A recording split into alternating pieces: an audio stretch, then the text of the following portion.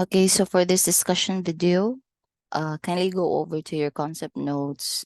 So for this part, which is the UB orientation, which has already been covered during our prelims and midterm period. So an introductory lecture has also been made for the next half of the concept note. So at the same time, an activity which you made concept mapping by pair is already done. So now we will go over to the page we'll go over to page 47 of your concept notes. Okay, so let's go over to developing life experiences in a positive way. Now, our next topic for this discussion video is to encourage one of you to develop a growth mindset in order to have a positive and meaningful life. So it has been mentioned in your concept notes the two types of mindset that we humans have, the fixed and the growth mindset. So let's go over first what is a fixed mindset. So a fixed mindset are our qualities, our traits and beliefs that we cannot change, and we choose that it won't change. So now I'm going to ask you, is having a mindset really a good thing? Would it help us to grow as an individual? No?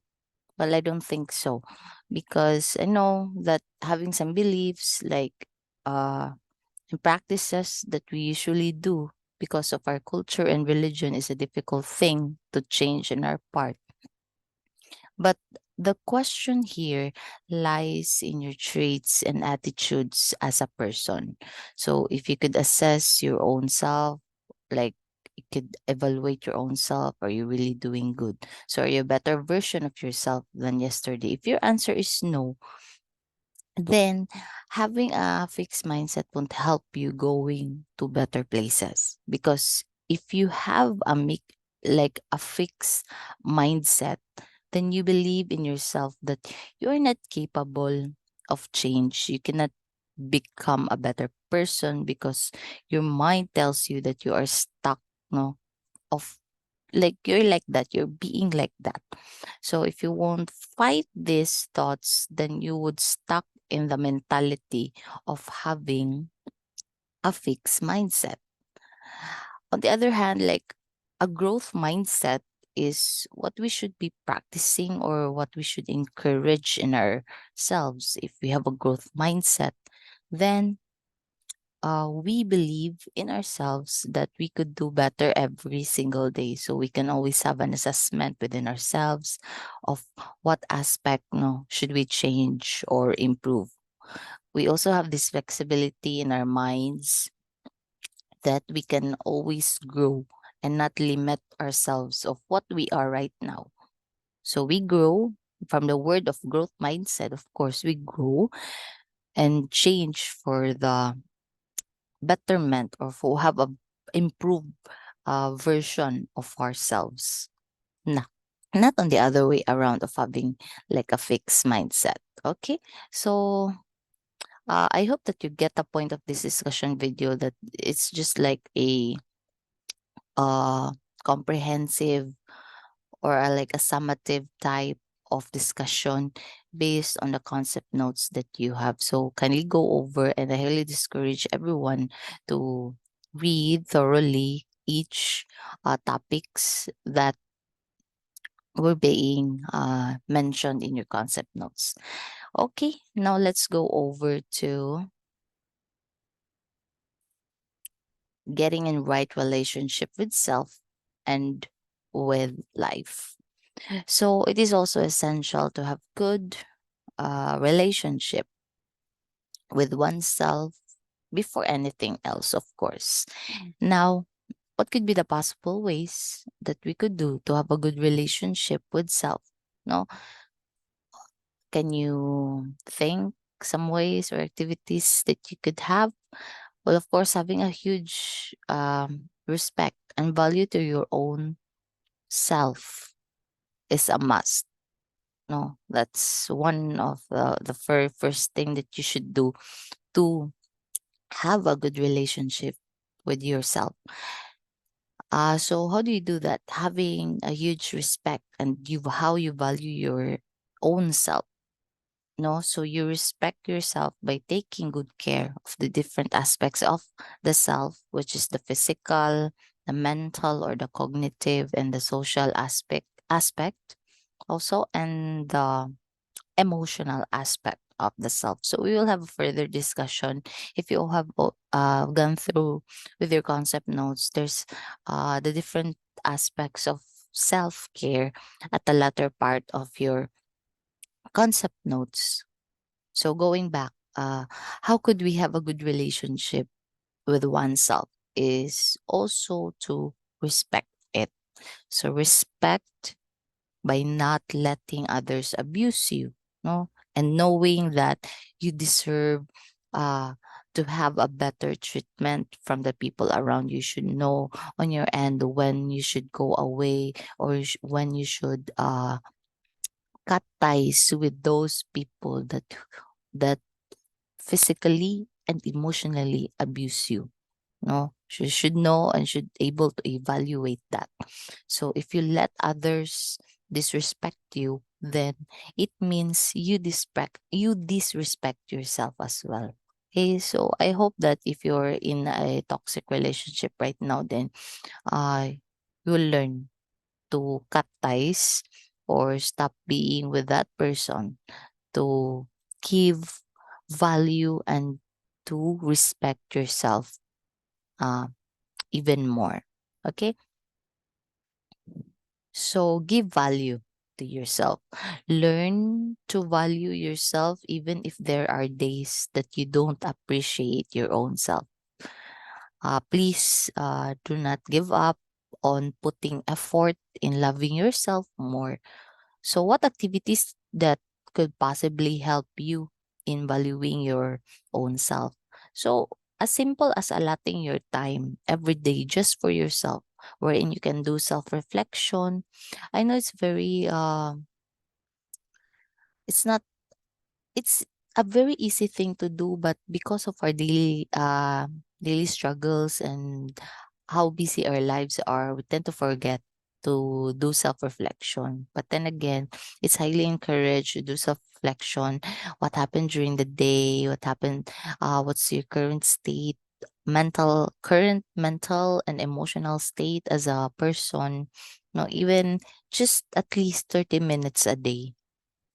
No, other than that, you can also do meditation, or you can meditate, going in nature alone, do some reflective thinking and appreciating life.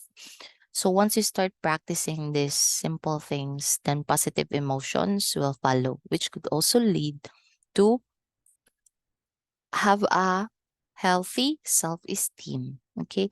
So if you have a positive emotion equals a healthy self-esteem. Now, once you learn to value your own self, do not limit it just solely for your own self, but extend your positivity, your positive vibes to others. So, to keep up a healthy self esteem, again, you need to choose carefully your environment. What I mean by environment, you need to choose carefully the people that could enhance your positive life, the people around you. You need to find supportive friends, family, or peers. No, you need to avoid, or you should avoid contact to those people that gives you doubt, and especially those people that degrade your well-being. No, do not be with them if possible, or if you cannot help being with them, because of course if you'll see them because of work, or uh it's a close family member, then of course uh it's up to you. Well, you need to practice limiting your interaction with those people if it happened to grade your well-being, or to make your self-esteem at its lowest. Okay, So you should learn to evaluate not just your own self, but also to the environment or to the people that's surrounding you. If it's giving you a positive value to yourself. Another topic that has been included in this period or in your concept notes is exploring gender identity and expression. So if you happen to enroll, I'm assuming you happen to enroll understanding the self for this semester, then for sure you are familiar of the gender identity topic. Okay, so I think it's being part of the sexual self. So for sure you already know uh what gender is. So take note let's take note that gender and sex are different terms because most of the time people use these terms interchangeably. Okay. So again, for sex, it's more focused on the physiological aspects of an individual, no. But for gender, it is defined by the characteristics of how the person behaves or how he or she see themselves. Again, for sex, there are only two categories, only male or female. But on gender, no, in gender, there are various genders in our society, and um, it sets a standard in our society of how being a masculine and a feminine shows. Okay, so what are these examples? No, if you are, let's just assume you're a straight guy. No, if you're a straight guy, then you're assuming that uh, your work is related to, for example, engineering, or a police officer, not in the beauty industry. No, because if you're a part in the beauty industry, most of those people in that field of work are mainly like women or uh, gay or part of the LGBTQ plus community, something like that. Well, uh, it's not all, no, but most of them. Okay, so um, yeah, so that's for the gender. So there are various genders identified in our society, and most genders, again, I mentioned a while ago, fall under the category of the LGBTQ plus community. For sure, you're familiar what does LGBTQ plus means. So L stands for lesbian, gays, bisexual, transgender, queer, and um, other genders that fall under the umbrella of the LGBTQ plus that sometimes are not still not still in the process of identifying themselves like that. Okay, so there are different factors of how a person develops their gender identity. So let's go over to some of what has been mentioned in your concept notes. So first, of course, is socialization. So the people we interact with daily provided a huge impact in molding one's gender identity. So uh, well, of course, not 100% is the cause of gender identity through socialization, but still research shows that there's still an impact of how we behave and how we see the world based on the environment that we have. If you are familiar with nature versus nurture, then that's part, or we cannot just take out the socialization or the environmental factors based on the person's behavior. Still, naagigihapoy impact.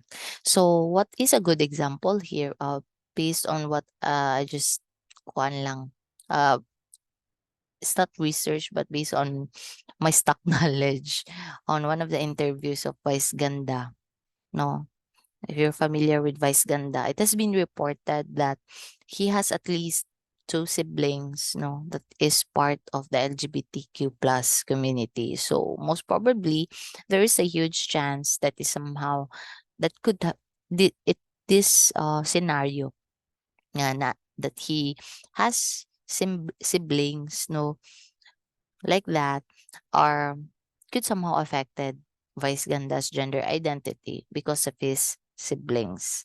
Okay. So a huge impact I could also agree with is the social media and entertainment. So let's just include there the social media or the online world. No, so due to the easy access of the online world, people, specifically the kids nowadays, copy or being influenced easily of what they see online. So if children can access such information in the internet, like concerning gender identity, then it could probably alter uh, the way they think, no, leading to more curiosity on their end. So there's nothing wrong if they will discover something new on the internet, as long as this has been carefully supervised by adults. So as adults also, let's not limit our the children, no, this kind sort of information, because it could somehow help them understand and discover more about themselves. Let's help them to explain, because some of the adults there, no, like a good example, if you have a kid, no, a child, no, and he tends to play like Barbie dolls, then some adults would even scold, no, the kid of playing Barbie dolls. So as an adult, no, you should not do that. No, you should explain to them. No, do not just scold them without an explanation. Okay, because we don't know, that's part of their exploration of their gender identity. Okay, so other factors being mentioned, I think, in your concept notes are social expectations, intersectionality, culture norms and traditions, religious and spiritual beliefs, which you can read it on your end because they're already self-explanatory, and you can just search it, no, somehow, if there are some topics that you need to further discuss. Now, so this topic mainly focuses on enhancing one's positive relationship and providing value to oneself. So, one technique that we could do is practice the so called law of attraction. Now, have you heard that law of attraction? So, what is this law of attraction? So, law of attraction is the ability to think and attract something into our lives, whatever we are focusing on. So, this may be subjective, but having this mantra of law of attraction, like for example, you attract, no, always attract good things to you. You always think that good things will happen to you. And that could lead to feelings of feeling good, no? Feeling good. So if you feel good, then positive emotions will be manifested, making you do positive behavior on your end. So if you feel good, it would motivate you to do things, finish your activities, and be more productive in your work or studies. So most of the time, we need something, a source of motivation, and that would start by claiming an attraction of good or positive things to your life. Okay, so that's how the law of attraction works. Now let's move on to our next topic in relation with dealing with your deficiencies and how to overcome the fear of rejection and improve your self-esteem. Now the first thing that you need to appreciate in your minds is that you are not perfect and you're capable of mistakes, and life isn't and um isn't that as what perfect as what you expect to be. So there might be challenges along the way and unexpected problems that will happen. But one thing is for sure, you need to accept these challenges, you need to overcome it, But if there are times nga the problem is beyond your control or you didn't expect that to happen, no. So what you're gonna do? You need to accept the consequences if it somehow it happened already and you don't and have any control with that. So you need to accept it and you should learn, no, from that experience and use that learning for similar situations that could happen eventually or um in the future in your life. Okay, so learn from it because we cannot control every situation, even though that you have uh backup plan A, B, C, or D, then there's still some instances that you cannot control the situation. Um so you need just to accept it and then learn from it. Okay. So now let's move on to our stress management. So I know this topic has already been presented several times during your school life, no? And it's not that new to you. So stress is your body's response to changes in your life. So, what are these body stressors or bodily responses, rather? So, these are physiological responses happening in your body during an unexpected event. So, examples: if you feel stress, these responses happens in your body, like an increased heart rate, sweat, muscle tensions, and difficulty concentrating.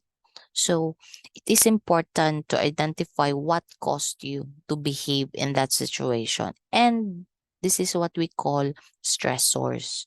No, stressors differ from one person to another. So it might trigger to you, but to else it won't.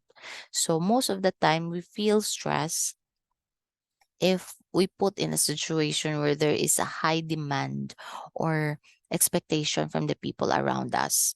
So if you feel pressured, then these physiological effects from the stressors will be manifested. Now, if you feel stress on a daily basis, it could also affect our health as well. So it is important to determine helpful activities that could manage our stress so that we could still function effectively as an individual and at the same time prevent us from possible illnesses, because there are times that when you're gonna see a doctor for checkup, they won't even know, they don't have any idea what caused you to have an illness like that. And most of the time, they would even say, okay, because due to stress. Okay, so let's avoid being stressful every day. So learn to practice self control, meditation, and then breathing exercises if you happen to be in a stressful situation. Okay. So you can see a lot of uh activities, no in managing your stress, and it's up to you on what activity suits you well.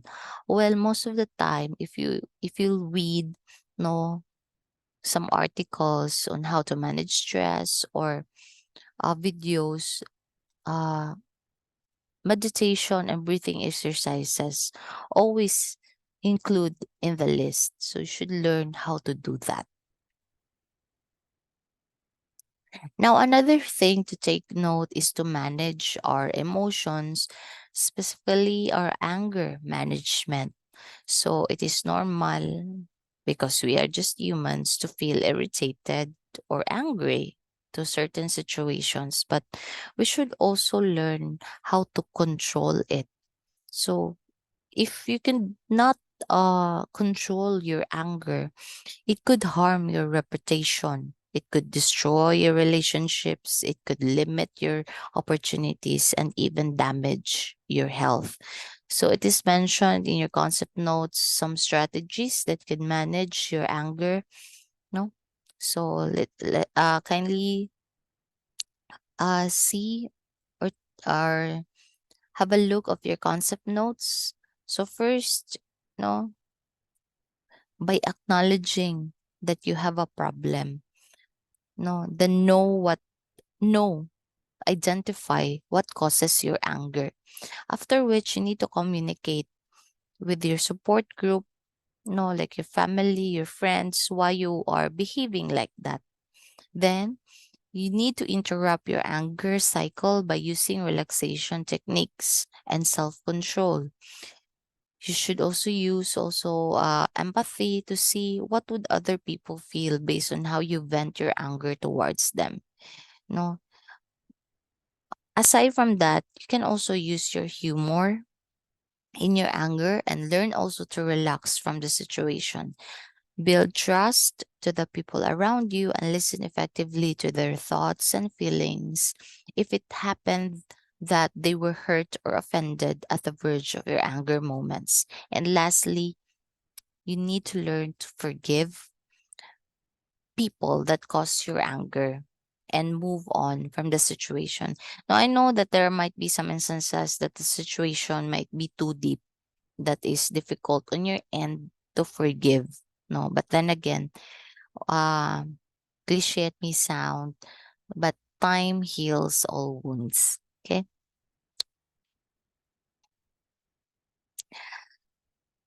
So, as to the final topic of this concept notes, it is uh, we are already here on in practicing self care.